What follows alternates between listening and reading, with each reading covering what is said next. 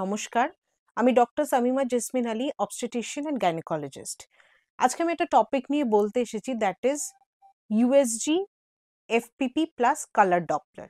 So FPP মানে foeto placental profile, আর colour Doppler study. এতে কি দেখা হয়, কেন দেখা হয়, করা উচিত কি না, প্রাইস বেশি, সেটা কেন দেয়া হয়, অনেক রকম কোয়েশ্চেন্স অনেকের মাইন্ডে থাকে।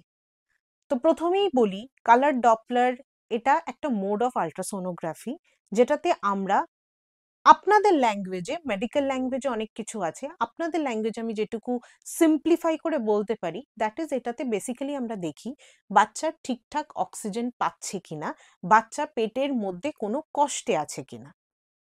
এবার প্রথমে বলি, প্রেগনেন্সিতে বাচ্চা পেটের মধ্যে ভালো আছে কিনা, ঠিক আছে কিনা, এটার বোঝার প্যারামিটার্স আমাদের হাতে কিন্তু খুবই কম।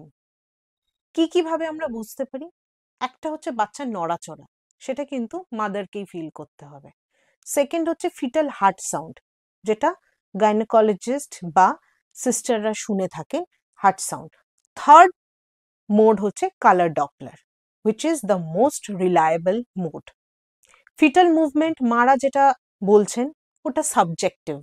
কেউ বলেন যে খুব ভালো নড়ছে, কেউ বুঝতে পারছেন না, কেউ অন্য নড়াচড়াটাকে পেটের মধ্যে এমনি নাড়ি ভুড়ির নড়াচড়াটাকে বলেন যে বাচ্চা নড়ছে। সাবজেক্টিভ ম্যাটারটা হয়ে যায়। ফিটাল হার্ট সাউন্ড, ইয়েস, এটা একটা ভালো প্যারামিটার। এটাতে আমরা বা সিস্টাররা হার্ট সাউন্ড শুনে থাকি, আমরা হার্ট রেটটা কাউন্ট করি, বাট এটা কিন্তু ওই মুহূর্তে বাচ্চা কেমন আছে সেই আইডিয়াটা দেবে। তার 1 ঘন্টা পরে বা 1 ঘন্টা আগে বাচ্চা কেমন ছিল সেই আইডিয়াটা কিন্তু ফিটাল হার্ট সাউন্ড শুনে পাওয়া যাবে না। কালার ডপলার, এই আল্ট্রাসোনোগ্রাফিটা কিন্তু মোটামুটি 1 উইক একটা আইডিয়া দিয়ে দেবে যে বাচ্চা ঠিকঠাক পেটের মধ্যে আছে কিনা। আপনার কালার ডপলার যদি নর্মাল থাকে, 1 উইক অবধি এই রিপোর্টটা ভ্যালিড। 1 উইক অবধি নিশ্চিন্ত থাকা যায় যে হয়তো বাচ্চা ঠিকঠাকই আছে, যদি ফিটাল মুভমেন্ট ঠিক থাকে। তো কালার ডপলার এটা নর্মালি করা হয় 8 মাসের পরে, বা অনেক সময় আগে করা হয় স্পেশাল কিছু সিচুয়েশনে। তো কালার ডপলারে আমরা এটা দেখি যে বাচ্চা ঠিকঠাক অক্সিজেন পাচ্ছে কিনা, এবং বাচ্চা পেটের মধ্যে কোনো ডিস্ট্রেসে আছে কিনা, কোনো ডিস্ট্রেস, কোনো কষ্টতে আছে কিনা। তো রিপোর্ট যদি অ্যাবনর্মাল বেরোয় এবং যদি এটা আগেই ডায়াগনোসিস হয়ে যায়, অনেক বাচ্চাকেই কিন্তু বাঁচিয়ে নেওয়া যায়। তো কালার ডপলার কাদের করা উচিত ওরম ভাবে পার্টিকুলারলি বলা যায় না, তাও যাদের ডায়াবেটিস আছে, যাদের প্রেশার আছে, যাদের মনে হচ্ছে বাচ্চার গ্রোথটা লাস্ট কয়েক সপ্তাহ ধরে ঠিক অ্যাডিকুয়েট হচ্ছে না, বা যারা হয়তো বাচ্চার মুভমেন্ট ঠিকঠাক বুঝতে পাচ্ছেন না, এইসব কয়েক কন্ডিশনে কালার ডপলার করা থাকে। তাছাড়াও আপনার গাইনোকোলজিস্ট আপনাকে দেখে যদি মনে করেন যে কালার ডপলার করতে হবে, তাহলে ওটা আপনাকে কিন্তু করতে হবে। It's an important mode of ultrasonography. এটাতে কিন্তু বোঝা যায় যে বাচ্চা পেটের মধ্যে কোনো ডিস্ট্রেসে আছে কিনা।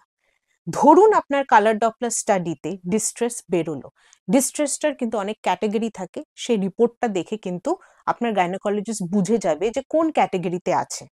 কিছু ডিস্ট্রেসে আছে যেখানে কিছুদিন ওয়েট করা যায়, কিছু ডিস্ট্রেস আছে যেখানে আর বেশিক্ষণ ওয়েট করা যায় না, আর কিছু ডিস্ট্রেস এমন থাকে যে উইদিন অ্যান আওয়ার ডেলিভারি করাতে হবে। তো রিপোর্টটা এতটাই ইম্পর্টেন্ট যে রিপোর্টটা যদি এরকম কিছু ডিস্ট্রেস আসে, তাহলে কিন্তু বাচ্চাকে সঙ্গে সঙ্গে ডেলিভারি করিয়ে বাচ্চাটাকে বাঁচানো যায়। তো সেই জন্য কালার ডপলার যদি আপনাকে অ্যাডভাইস করে থাকেন, তাহলে কিন্তু অবশ্যই এটা করা উচিত। রিপোর্টটা আপনি আপনার গাইনোকোলজিস্টের সাথে কনসাল্ট করবেন, উনি দেখে কিন্তু আপনাকে বলে দেবে যে বাচ্চা ঠিক আছে কিনা। থ্যাংক ইউ, সুস্থ থাকুন, ভালো থাকুন।